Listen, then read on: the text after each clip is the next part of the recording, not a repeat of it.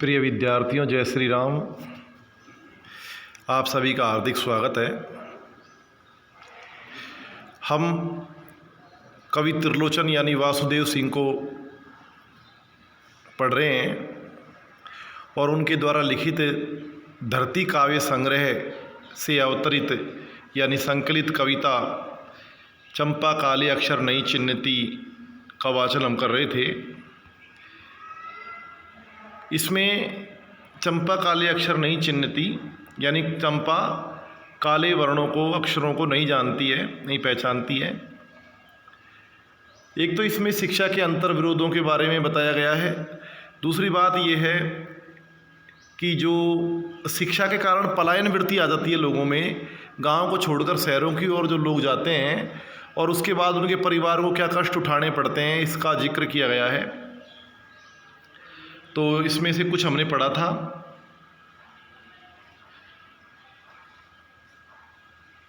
और ये पढ़ा था कि चंपा कौन है। चंपा कौन है और उसके पिता का नाम क्या है।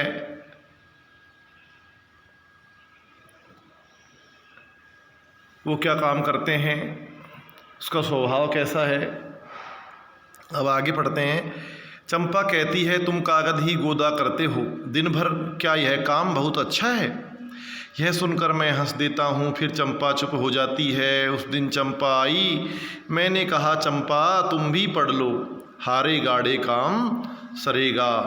गांधी बाबा की इच्छा है सब जन पढ़ना लिखना सीखे। तो कवि कहता है चंपा के माध्यम से,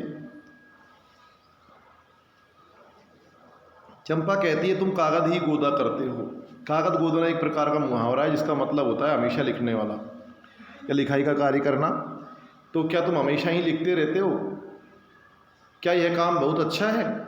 क्या आप इसे अच्छा समझते हो? और उसकी इन बातों को सोच करके, सुन करके मैं हंस देता हूँ। इसके बाद चंपा ज़्यादा बहस नहीं करती, चुप हो जाती है। एक दिन फिर से चंपा आई और उसने मुझसे कहा कि मैंने उससे कहा चंपा से कि चंपा तुम भी पढ़ लो, चंपा तुम्हें पढ़ना चाहिए। और हारे गाड़े काम सरेगा। हारे गाड़े काम सरेगा यानी काम सरना, यानी काम का पूरा होना, अच्छा होना, सुधरना। और हारे गाड़े यानी मुसीबत में कि चंपा यदि तुम पढ़ लोगी तो मुसीबत में तुम्हारे काम आएगा।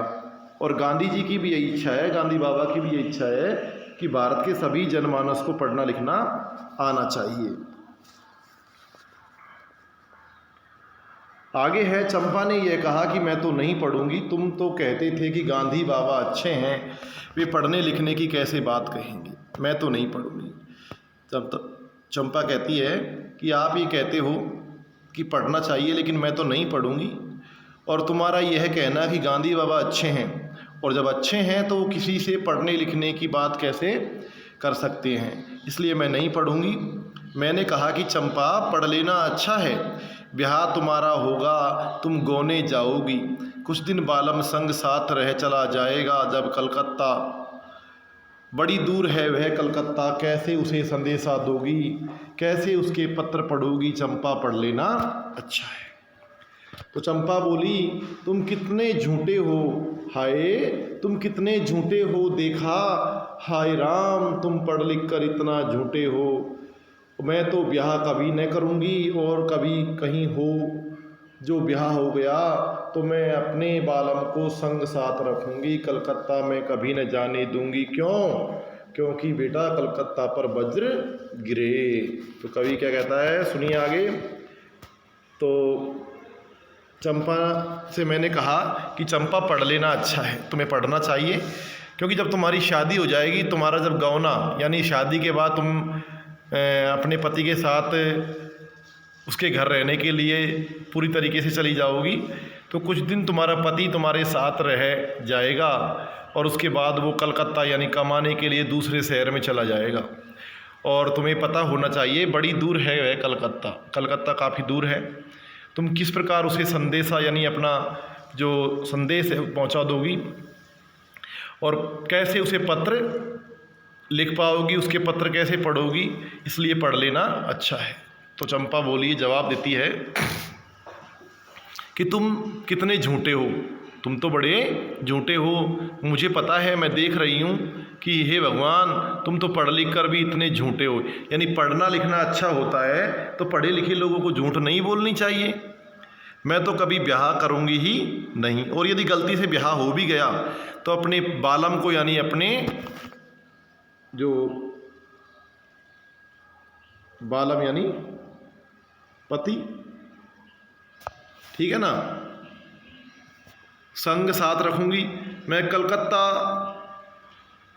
कभी न जाने दूंगी, कलकत्ता मैं कभी न जाने दूंगी, कलकत्ता पर वज्र गिरे। तो वो कह रही है कि मैं अपने पति को अपने साथ रखूंगी, उसे कभी भी कलकत्ता यानी दूसरे शहर में नहीं जाने दूंगी। फिर क्या कहती है, कलकत्ता पर वज्र गिरे, यानी कलकत्ता अर्थात जो ऐसे शहर हैं जहाँ जाकर के लोग पलायनवादी सोच के शिकार हो जाते हैं, वापस नहीं लौटते हैं, देर से लौटते हैं, ऐसे शहरों पर वज्र गिरे। वज्र गिरे यानी भारी मुसीबत आए। वज्र इंद्र का एक हथियार है, अस्त्र है। तो वो कह रही है कि कलकत्ता पर वज्र गिरे यानी कलकत्ता पर भारी विपत्ति आए। तो प्रश्न पहला है कि चंपा ने ऐसा क्यों कहा कि कलकत्ता पर वज्र गिरे। उसने इसलिए कहा कि कलकत्ता पर भारी विपत्ति आए क्योंकि वहाँ जाकर के लोग जो हैं अपने परिवार को छोड़ के रह जाते हैं। चंपा को इस पर क्यों विश्वास नहीं होता कि गांधी बाबा ने पढ़ने लिखने की बात कही होगी, क्योंकि जब लेखक कहता है कि गांधी बाबा अच्छे हैं, लोगों के सुख दुख में काम आते हैं, झूठ नहीं बोलते, सत्यवादी हैं, सत्याग्रही हैं, तो फिर वो पढ़ने के लिखने के लिए कैसे कह सकते हैं। चंपा की विशेषता इसमें बताई गई है मित्रों कि वो नटखट है, चंचल है। आपके विचार में चंपा ने ऐसा क्यों कहा होगा कि मैं तो नहीं पढ़ूंगी? क्योंकि जब पढ़े लिखे लोग झूठ बोलते हैं तो मैं तो नहीं पढ़ूंगी। इसके साथ साथ हो सकता है कि उसके पास सुख सुविधाओं की कमी रही हो। चंपा पढ़ी लिखी होती तो कवि से कैसे बातें करती? तो जिस प्रकार कवि बात करता है साहित्यिक भाषा में, उसी प्रकार वो करती। तो हमको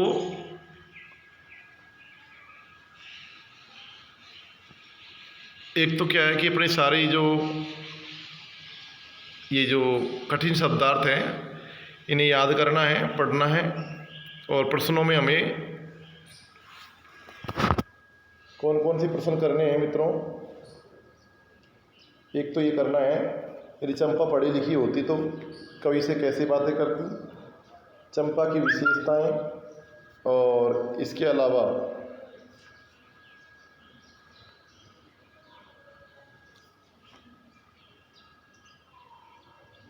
ये दूसरा और ये पहला। एक हमें इसकी व्याख्या करनी है। व्याख्या को रहने दीजिए आपको क्या करना है कि कलकत्ता पर वज्र गिरे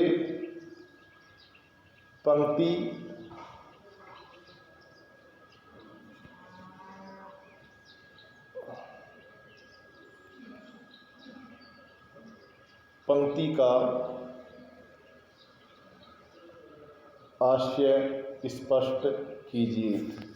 ये करना है अपन को प्रश्न, कलकत्ता पर वज्र गिरे पंक्ति का आशय स्पष्ट कीजिए।